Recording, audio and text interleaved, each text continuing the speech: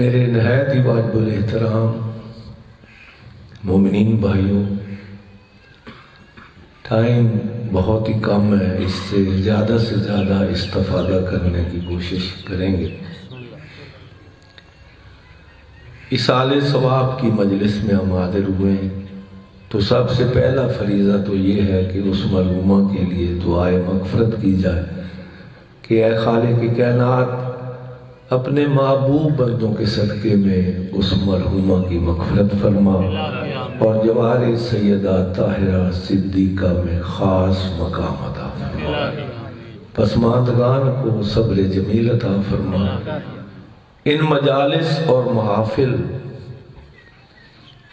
کے دو فوائد ہیں۔ اب مسلمانوں کے نظریات بھی ایک دوسرے سے مختلف ہیں۔ کچھ افراد کا نظریہ یہ ہے کہ مرنے کے بعد جو بھی پڑھا جائے نا وہ اس مرحوم تک نہیں پہنچتا۔ آپ بھی اس نظریے سے واقف ہیں یا نہیں؟ ہے نا؟ بھائی پڑھا تو قرآن جاتا ہے، ذکر تو خدا کا ہوتا ہے، ذکر مصطفیٰ کا ہوتا ہے، ذکر دین مبین کا ہوتا ہے۔ اگر یہی عبادت نہیں ہے تو پھر کون سی عبادت ہے جو کی جائے اور اس کی عبادت ہو جائے؟ دو فوائد ہیں۔ پہلا فائدہ یہ ہے کہ اس کا ثواب مرحومہ کے روح پرفتو کو پہنچتا ہے کہ اس کی وجہ سے آج یہ محفل یا مجلس برپا ہوئی۔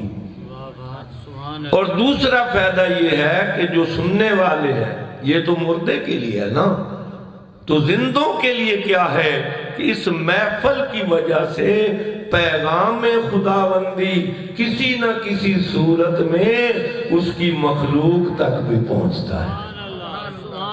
ایک طرح کہ حجت تمام حجت ہے۔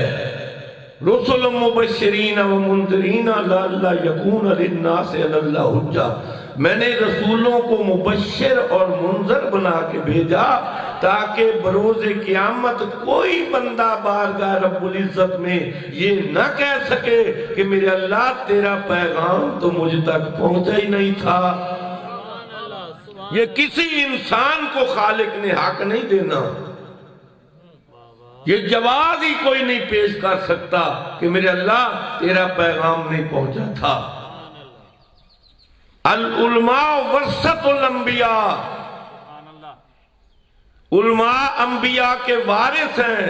جہاں پہ انبیاء نے اللہ کے پیغام کے تمام کیا، وہاں سے علماء حقہ نے انبیاء کے پیغام کو جاری رکھا اور قیامت تک جاری اور ساری رہے گا۔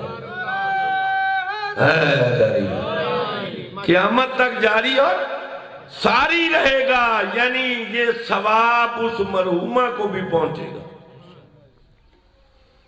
اور دوسرا فائدہ یہ ہے کہ اللہ کا پیغام اس کی جیتی جاگتی دنیا تک بھی پہنچ جائے۔ آج نبی تو نہیں ہے نا جو آپ کو پیغام دینے آئے، تو آج کا بندہ تو کہہ سکتا ہے کہ آپ نے رسولوں کو مبشر بھی بنا کے بھیجا، منذر بھی بنا کے بھیجا۔ ہم اس وقت آئے جب کوئی نبی موجود نہیں تھا، تو کہا فلاں مولانا نے پاک محمد کی حدیث تجھے بیان کیا تھا، کیا اس میں بشارت بھی تھی، نظارت بھی تھی؟ یہ کانٹینیوٹی ہے اسی پیغام کی جو اللہ نے آدم سے جاری کیا تھا۔ اب کسی بندے کے پاس یہ اختیار ہوگا بروز قیامت؟ اسی طرح میں نے سورہ عنکبوت کی 2-3 ابتدائی آیات آپ کے سامنے تلاوت کی۔ الف لام میم حسب الناس ان یترکوا ان یقولوا آمنا، کیا لوگوں نے سمجھ لیا ہے کہ ہمارا یہ کہہ دینا کافی ہے کہ ہم ایمان لے آئے؟ پھر دہراتا ہوں تاکہ تھوڑے سے وقت میں سمجھانے کے قابل ہو جاؤں۔ حاسب الناس، کیا لوگوں نے جان لیا ہے، سمجھ لیا ہے، ادراک کر لیا ہے کہ ہمارا یہ کہہ دینا کافی ہے کہ ہم ایمان لے آئے اور ہم ان کو چھوڑ دیں گے، ان کا حساب نہیں لیں گے، امتحان نہیں لیں گے؟ زبان سے اقرار کرنا کوئی معنی نہیں رکھتا جب تک عمل کے ذریعے وہ اپنے ایمان کو ثابت نہ کرے۔ نہیں، یہ کہنا اور ہے کہ میں بارگاہ رب العزت میں جہاد کروں گا، یہ دعویٰ کرنا اور ہے جہاد کی منزل کو اختیار کرنا۔ میں نبی پر یقین رکھتا ہوں، یہ کہنا اور ہے نبی کی اطاعت اور اس کی اتباع کرنا اور ہے میں عبادت گزار ہوں، لیکن اس میں دیکھنا یہ ہے کہیں ریاکاری تو نہیں کہ اپنی بڑھائی بیان کرنے کے لیے نہیں، خالصتاً اس خالق کی عبادت کی جائے جس میں لالچ بھی نہ ہو، جس میں خوف بھی۔ انسان دنیا میں نا دو کام ہی کرتا ہے، اس کی دو ہی وجہ ہوتی ہیں شاہ صاحب، یا خوف کی وجہ سے یا لالچ کی وجہ سے۔ لالچ ہو تو پھر وہ کام کرنا شروع کر دیتا ہے، خوف ہے تو پھر۔ آج کل جتنے بھی نمازی ہیں نا ان کے دو ہی مطمع نظر ہے شاہ جی، کہ نماز پڑھوں گا، عبادت کروں گا، جنت میں پہنچ جاؤں گا، یہ سارے کام کروں گا، جہنم سے بچ جاؤں گا۔ وہ یہی ہے نا بھائی، مولوی بھی بندے کو یہی تلقین کرتا ہے، اور کدی اللہ نو یاد ہی کر لیا کر، تینوں اللہ قیامت والے دن بخش دے گا، جہنم سے بچا لے گا۔ نہ بزدلوں والی عبادت کر، نہ لالچ والی عبادت کر۔ ہم اس امام کے ماننے والے ہیں جو ببانگے دہل بارگاہ رب العزت میں کہتا ہے میرے اللہ میں تیری عبادت اس لیے نہیں کرتا کہ مجھے جنت کی غرض ہے، پھر یہ سوداگروں والی عبادت ہے۔ میں تیری عبادت اس لیے نہیں کرتا کہ مجھے جہنم کا خوف ہے، پھر یہ بزدلوں والی عبادت ہے۔ میں تیری عبادت اس لیے کرتا ہوں کہ تو واقعتاً عبادت کے لائق ہے۔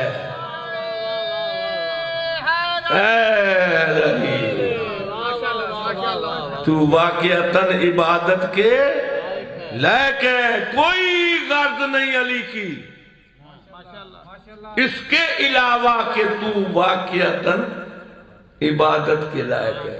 اور یہاں پہ نا کچھ سنی حضرات ہم پہ اعتراض بھی کرتے ہیں کہ یار علی کی تعریف کے سوا انہیں آتا ہی کچھ نہیں۔ ان کے لیے تو صرف اتنا پیغام ہے، علی شاگرد ہے محمد مصطفیٰ کا،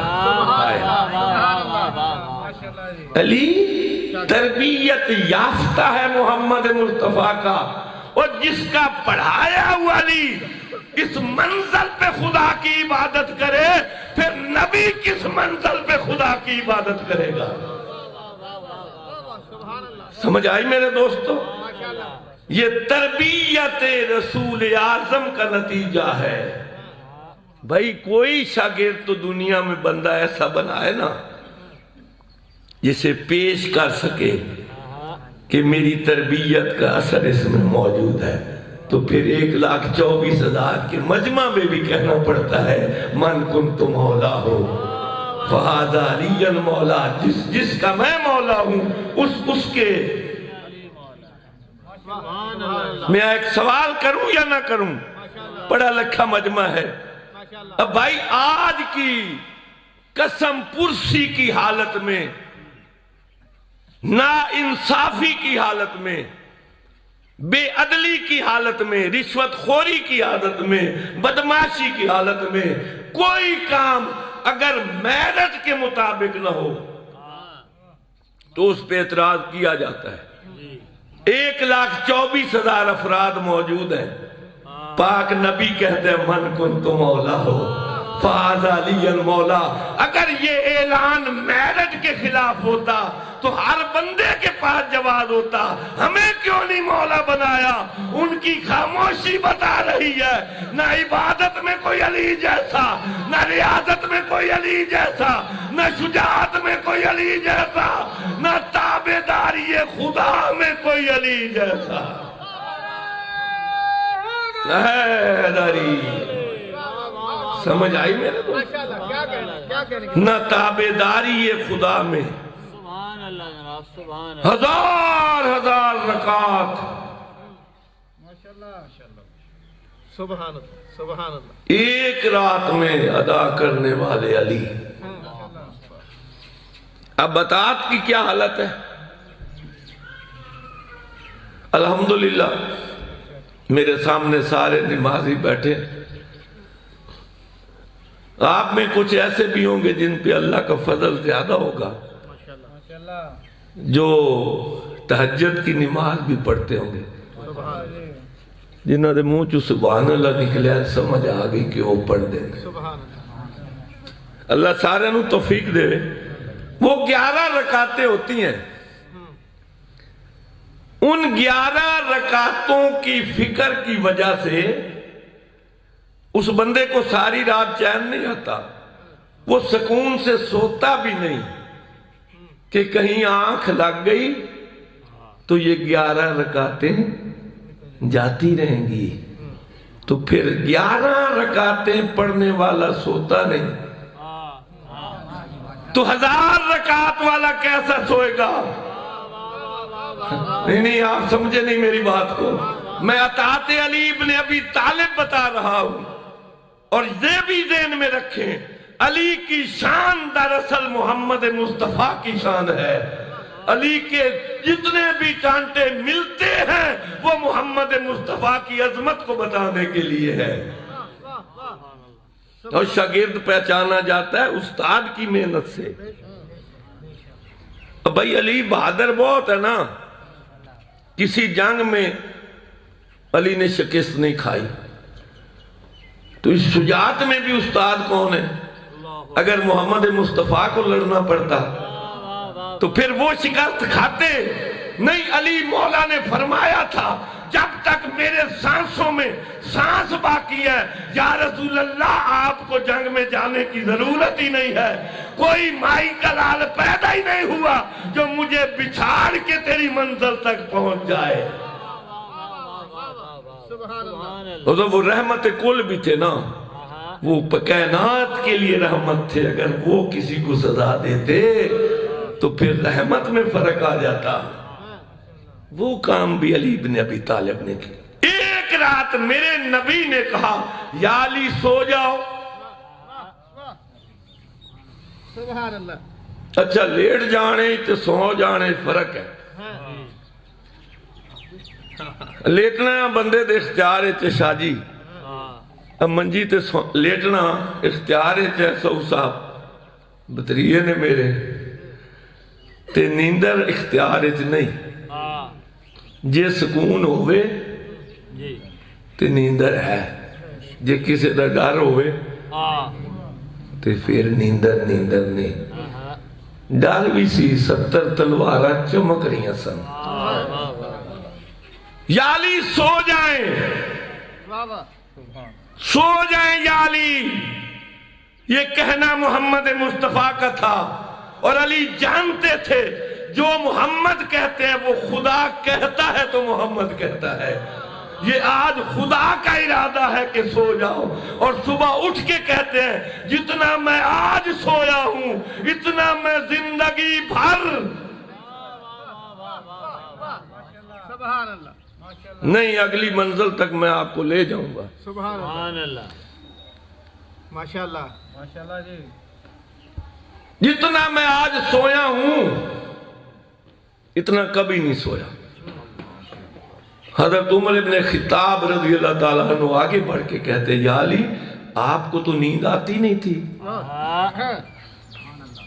آپ سو کیسے گئے؟ 1000 رکعت نماز پڑھتے تھے، پڑھی نہیں. وہ نماز تو گئی نا. پاک علی مسکرا کے فرماتے ہیں نماز میری عادت نہیں تھی، نماز میری عادت نہیں تھی، نماز اطاعت تھی، جس کی اطاعت میں پہلے 1000 رکعت پڑھتا تھا، آج اس کا ارادہ تھا سو جاؤں، تجھے کیا پتا کہ اس کا انعام مجھے کیا ملنے والا ہے۔ وَمِنَ النَّاسِ مَن يَشْرِي نَفْسَ ابْتِغَاءَ مَرْضَاتِ اللَّهِ، اے سونے والے سویا تو ہے اور آج قیامت تک کے لیے میری مرضیوں کا مالک بن گیا ہے۔ اے حیدری میری مرضیوں کا مالک بن گیا ہے۔ کیا ہم ان لوگوں کو چھوڑ دیں گے جو یہ کہہ دیں کہ ہم ایمان لے آئے اور ہم ان کا امتحان نہیں لیں گے؟ لَقَدْ فَتَنَ الَّذِينَ مِن قَبْلِهِمْ، جس طرح ہم نے ان کے پہلوں کا امتحان لیا۔ اگلا جملہ بڑا ہی معنی خیز ہے، اپنے اندر ایک اسرار رموز کی منزل کو سمیٹے ہوئے۔ فَلَيَعْلَمَنَّ اللَّهُ الَّذِينَ صَدَقُوا، تاکہ اللہ جان سکے، اللہ کو معلوم ہو سکے کہ تم میں سچا کون ہے۔ نہیں، جس منزل پہ میں آپ کو لے جاؤں گا نا پھر مزہ آئے گا۔ فَلَيَعْلَمَنَّ اللَّهُ الَّذِينَ صَدَقُوا، تاکہ اللہ جان سکے کہ تم میں سچا کون ہے۔ فَلَيَعْلَمَنَّ اللَّهُ الْكَاذِبِينَ، اور جھوٹا کون۔ بھائی ایک استاد سارا سال بچوں کو پڑھاتا ہے، استاد بھی بیٹھے ہیں، تو وہ سال کے بعد امتحان کیوں لیتا ہے؟ اسے تو یہ یقین ہے کہ سال میں نے پڑھایا ہے، میں نے کما حق کا وہ اپنے فریضے کو ادا کیا ہے، امتحان پھر کیوں لیتا ہے؟ اپنے پہ یقین ہوتا ہے، لیکن جو ریسیو کر رہا ہے، سیکھ رہا ہے، اس کے ذہن کا اندازہ نہیں کہ اس نے کس معیار سے میرے لیکچر کو ذہن میں بٹھایا۔ شاہ جی ایسا ہی ہے نا؟ تو ہم اپنی کم علمی کی وجہ سے امتحان لینے پہ مجبور ہوتے ہیں کہ ہم ان کی ذہنی کیفیت کو نہیں جانتے کہ انہوں نے کس طرح ہمیں فیڈ بیک دینا ہے۔ میرے اللہ تو سب کچھ جانتا ہے، تجھے تو یہ امتحان لینے کی ضرورت ہی نہیں ہے۔ تمہیں پتا ہے کہ جھوٹا کون ہے، سچا کون ہے، امتحان لینے کی ضرورت کیا ہے؟ تو اللہ کہے گا میں اپنی کم علمی کی وجہ سے امتحان نہیں لیتا، لوگوں کو دکھانے کے لیے کہ جو امتحان دیتے ہیں ان کا کیا مقام ہے، اور جن کو میں مقام دیتا ہوں پھر سمجھ جا واقعتاً وہ اس مقام کے اہل تھے۔ بھائی حضرت نوح علیہ السلام 950 سال اللہ کے دین کی تبلیغ کرتے ہیں، لوگ پتھر مارتے ہیں اور پتھروں کی مقدار اتنی بڑھ جاتی ہے کہ نبی پتھروں کے نیچے چھپ جاتے ہیں۔ پتھر مارنے والے مطمئن ہو کے چلے جاتے ہیں کہ آج اتنا مارا ہے، کل اس میں ہمت نہیں ہوگی، کل اس میں جرت نہیں ہوگی۔ یہ اسی مقام پہ آ کے پھر اپنے فکرے کو دہرائے گا، اور فکرہ بھی میں بتا دینا چاہتا ہوں، بخل نہیں کرتا۔ نبی کہتے کیا تھے؟ یا ایھا الناس قولوا لا الہ الا اللہ، لوگوں کہو کہ اللہ کے سوا کوئی عبادت کے۔ یہ کسی کو گالی دی جا رہی ہے، کسی پہ تان کیا جا رہا ہے، کسی پہ تنقید کی جا رہی ہے، لیکن یہ جملہ اللہ کے منکروں پہ اتنا بھاری گزرتا ہے کہ وہ جواب میں پتھر مار۔ اور پھر مطمئن ہو کے چلے جاتے ہیں. اب یہ کہنے کے قابل نہیں رہے گا. اب پتھر کیسے ہٹتے تھے، کون ہٹاتا تھا، تفصیل کا وقت نہیں. نبی پھر اسی مقام پہ آ کے کہتے تھے یا ایھا الناس قولوا لا الہ الا اللہ، لوگوں کہو کہ اللہ کے سوا کوئی عبادت کے لائق نہیں. اور قبلہ صاحب تشریف فرمائے 950 سال کی تبلیغ میں 70 بندے مسلمان ہوئے. حیران ہو گئے تسی؟ حیران ہونے کی ضرورت نہیں. اللہ مقدار کو نہیں دیکھتا، اللہ معیار کو دیکھتا ہے. اگر منکر کروڑوں کی تعداد میں ہو اس کی کوئی اہمیت نہیں. اگر ماننے والا بلال جیسا ہو تو اس کے علاوہ اذان دینے کے کوئی قابل ہی نہیں رہتا. سمجھ آئی میرے دوست؟ قولوا لا الہ الا اللہ. 70 بندے مسلمان ہو گئے، دین اسلام پہ آ گئے. اب دین اسلام کے آنے کے بعد ان کے دلوں میں حضرت نوح علیہ السلام کی محبت بھی پیدا ہو گئی، ہمدردی بھی پیدا ہو گئی. روز پتھر لگتے دیکھ کے نا 2-4 آگے بندے بڑھ کے کہتے ہیں یا نبی اللہ ساڑی صلاح پتہ کی ہے، اگر اے اپنی عادت سے باز نہیں آتے. توجہ فرمائیے گا. ایک تو میں اللہ کا شکر گزار ہوں کہ کافی عرصے کے بعد ان مومنین کی زیارت دوبارہ نصیب ہوئی ہے. خداوند کریم اس آستانے کو تا قیامت آباد و شاد رکھے.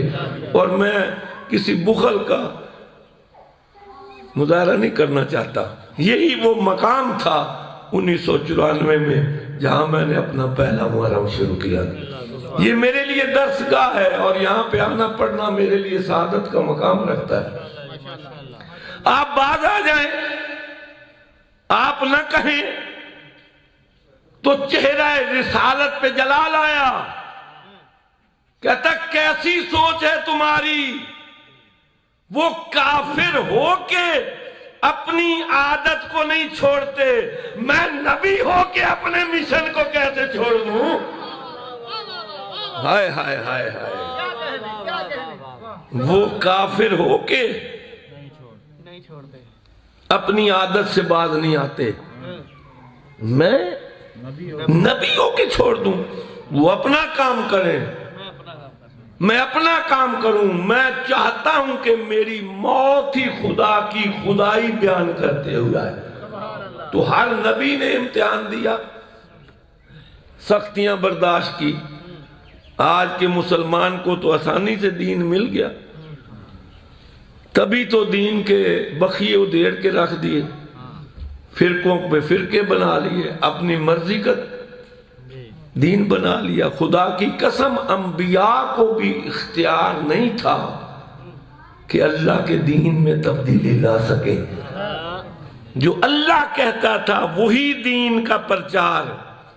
نبی فرماتے تھے، عرابی آئے ہیں میرے نبی کے پاس، یا نبی اللہ تھوڑی سی دین میں ترمیم کر دیں، ہم وعدہ کرتے ہیں کہ ایک ہی رات میں پورا عرب مسلمان ہو جائے گا. میرا نبی کہتا ہے میں وہی کرتا ہوں جس کی وہی مجھ پہ اللہ کرتا ہے، مجھے اختیار نہیں کہ میں دین میں تبدیلی کر سکوں. دین اللہ کا ہے، اور جو صحیح معنوں میں دین میں داخل ہوئے ان کی جانیں چلی گئیں، لیکن انہوں نے دین میں تبدیلی قبول نہیں کی. رسالت مآب کی زندگی پہ آ جائیں، کافی واقعات ہیں درمیان میں امتحانوں کے جو بندہ سن کے حیران رہ جاتا ہے. یہ بنی ہاشم سردار قوم تھی، شاجی مکہ کی، کنجی بردار تھے کعبۃ اللہ کے، لیکن اس دین کے لیے مظالم برداشت کیے. پاک نبی کو پتھروں پہ گھسیٹا گیا، پتھر مارے گئے، تہمتیں لگائی گئیں، جادوگر کہا گیا، لیکن اپنے ارادے میں اتنے مصمم ہیں، فرماتے ہیں تمہارے بس میں یہ نہیں ہے، اگر تمہارے بس میں ہوتا بھی صحیح، تم ایک ہاتھ پہ چاند لا کے رکھ دیتے، ایک ہاتھ پہ سورج رکھ کے جا جاتے، میں خدا کی وحدانیت کا اعلان کرتا ہی رہتا کہ وہی خالق ہے، وہی مالک ہے، وہی پیدا کرنے والا ہے، وہی واپس بلانے والا۔ سبحان اللہ سبحان اللہ سبحان اچھا ہوں میں ایک مطلب دی گل کر لواں۔ اللہ۔ شاہ جی ان پریوں دی گل ہی سمجھ لینا۔ نمبردار صاحب، کوئی بندہ جس بندے نال محبت کردا ہوئے تے اختیار بھی رکھ دو ہوئے، طاقت بھی رکھ دو ہوئے، او دے تے ہون والا ظلم برداشت کردا ہے؟ نمبردار صاحب تہاڈا کوئی عزیز ہوئے، تانوں دے نال بڑی محبت ہوئے تے تہاڈے کول اختیار بھی ہوئے کہ ظالم دا ہاتھ روک بھی سکو، تے اپنے دوست تے ظلم ہون دیو گے؟ تے سب تو بڑا دوست اللہ دا محمد مصطفیٰ ہے، سب تو بڑا دوست حضرت محمد مصطفیٰ ہے۔ پھر اللہ مظالم کیوں برداشت کرتا رہا جبکہ اختیار بھی رکھتا تھا؟ سمجھ آ گئی؟ اپنی مخلوق سے خدا کو اتنی محبت تھی کہ نبیوں کی قربانی دے دی، میری مخلوق قیامت والے دن مغفرت کی منزل پر پہنچ جائے، جہنم کا ایندھن نہ بنے۔ آپ کو جنت تک پہنچانے کے لیے انبیاء کی محنت شامل ہے۔ سبحان اللہ سبحان اللہ۔ بس ٹائم ہونے والا ہے۔ ائمہ علیہ السلام کی محنت شامل ہے۔ نبی پاک کی ایک حدیث مبارکہ ہے، جتنے مظالم مجھ محمد مصطفیٰ پہ کیے گئے نا، باقی کسی نبی پہ بھی نہیں کیے۔ کچھ نبی ایسے ہیں جو اللہ کی راہ میں شہید بھی ہوئے ہیں، بظاہر امام حضرت رسول اللہ شہید نہیں ہوئے، تو پھر شہادت کی منزل کیا پائی؟ محدث دہلوی لکھتے ہیں، شاہ عبدالحق محدث دہلوی سرِ شہادتین میں لکھتے ہیں کہ قیامت والے دن امام حسن اور امام حسین کی شہادت رسول کی شہادت بنا کے پیش کی جائے گی، یعنی شہادت کی منزل کو پورا کیا۔ لیکن آج ایک بی بی کی وفات کی مجلس ہے، میں چاہتا ہوں کہ ایام فاطمیہ ہیں، اس بی بی کی بخشش کے لیے دو جملے کہتا ہوں۔ کائنات میں سب سے معزز ترین بیٹی تھی تو وہ رسول کی۔ اللہ نے آپ کو بھی بیٹیاں دے رکھی ہوں گی، اللہ ان کی عزتوں کو سلامت رکھے۔ جتنی بھی مقدر والی بیٹی ہو، شان والی بیٹی ہو، تعلیم یافتہ بیٹی ہو، تہذیب یافتہ بیٹی ہو، باپ ان پڑھ بھی ہو، شاہ جی کبھی باپ اس بیٹی کی تعظیم کرتا ہے؟ تو پھر میں بخاری شریف کی حدیث کو کدھر لے جاؤں جس میں واضح انداز میں لکھا گیا اذا دخلت فاطمہ قام الیہا رسول اللہ، جب بھی فاطمہ آتی تھی رسول تعظیم کو کھڑے ہو جاتے۔ تو نبی کا تو ہر کام سنت ہوتا ہے۔ یہ منظر دیکھ کے ایک صحابی نے کہا یا رسول اللہ آپ کا ہر کام ہمارے لیے سنت ہے. آپ بیٹی کی تعظیم کرتے ہیں، ہم بھی بیٹی کی تعظیم کریں. نبی رو کے کہتے ہیں ہر بیٹی فاطمہ جیسی نہیں ہوتی. میں اپنی مرضی سے نہیں اٹھتا. جب میری بیٹی تشریف لاتی ہے وحی الہی آتی ہے، اٹھو میرے رسول میری خاص کنیز آ رہی ہے. اچھا میں ادھر آیا ہوں نا شاہ جی، تو ہر بندے نے میرا استقبال اچھے انداز میں کیا، تو میری یہ ذہن میں ایک عادت نہیں بن جائے گی کہ میں جب بھی 22 چک میں جاؤں گا لوگ میری تعظیم کریں گے، میری عزت کریں گے. جس بیٹی کی عزت رسول اس انداز میں کرتے ہو تو اس بی بی کے ذہن میں یہ بات بیٹھے گی نہیں کہ میں جدھر بھی جاؤں گی میری لوگ تعظیم کریں گے. صرف 3 دن کے بعد اپنے بابا کے دربار میں گئی، تعظیم تو دور کی بات 3.5 گھنٹے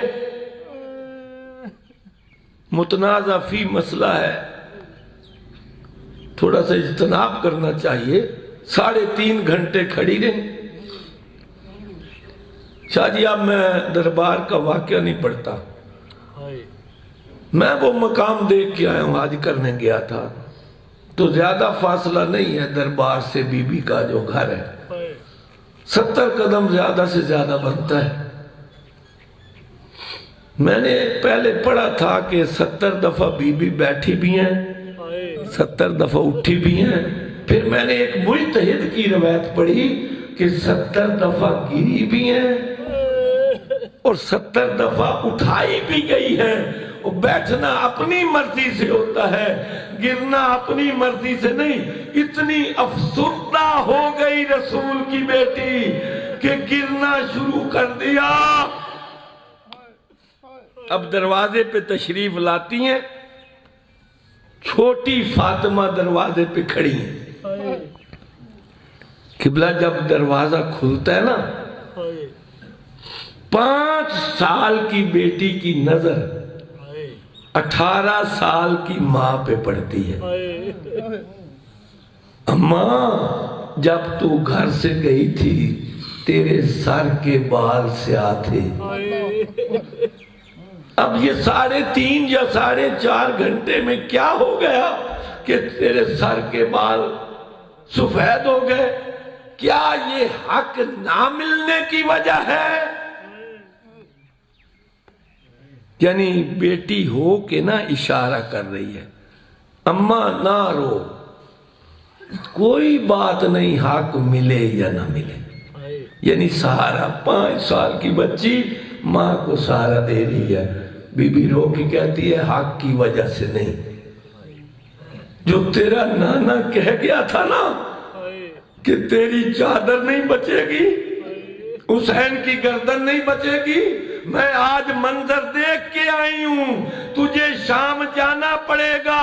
خدا کی قسم 5 سالہ بچی نے کہا اماں آنسو صاف کر، میں 70 قدم سے بھائی کا سجدہ بھی دے لوں گی اور شام کے بازار میں بھی چلی جاؤں. بی بی نے اس وقت بچی کو پیار کیا. بیٹی اس دربار کا اندازہ ہے کہ وہ دربار کیسا ہوگا؟ میں تو بابا کے دربار میں گئی تھی، تو یزید کے دربار میں جائے گی، تیرے سر پہ چادر نہیں ہوگی، تماش بین لوگ بیٹھے ہوئے ہوں گے، تجھے خطبہ پڑھنا پڑے گا. بی بی رو کے کہتی ہے اماں گھبرا نہیں، اگر دین کے لیے خطبے پڑھنے پڑے تو علی کی بیٹی تیار ہے، دین کے لیے بازاروں میں جانا پڑے علی کی بیٹی تیار ہے، دین افضل ہے. اور آخری وقت آیا نا مولا حسین کا، اور اس سے مشکل وقت کوئی نہیں تھا. شاید آپ میری بات کو سمجھے. آپ اپنی مستورات کے ساتھ کسی دور مقام پہ چلے جائیں، اور سارے مرد مارے جائیں اور ایک مرد بچ جائے اور وہ بھی آ کے مستورات سے کہے کہ میرا آخری سلام ہو، تو بیویاں مرنے سے پہلے مر نہیں جائیں گی؟ مولا حسین کے لیے مشکل وقت یہ تھا کہ وہ کس طرح جا کے سیدہ زینب سے آخری سلام کرے۔ 7 دفعہ آگے بڑھے، 7 دفعہ پیچھے ہٹے۔ سیدہ زینب نے خیمے کے دروازے پہ دیکھا، حسین بھائی گھبرا نہیں، میں سمجھ گئی ہوں وہ مقام آ گیا ہے جہاں سے میری غربت شروع ہونے والی ہے۔ آئے اور جو جملہ کہا وہ انسانوں کی آنکھوں کھول دینے کے قابل ہے، پھر تفرقہ بازی ختم ہو جائے گی۔ امام حسین نے کہا بہن زینب، میں اللہ کا دین تیرے حوالے کرنے آیا ہوں۔ اس دین کے لیے مجھے اکبر جیسا بیٹا دینا پڑا، عباس جیسے بھائی کے بازو دینے پڑے، اصغر کا گلا دینا پڑا، قاسم کے ٹکڑے اٹھانے پڑے، اب وہ تاریخی سجدہ دینے جا رہا ہوں۔ تو جان، اللہ کا دین جانے کتنا بڑا فریضہ دین بہن کے سپرد کر رہے ہیں حسین ابن علی۔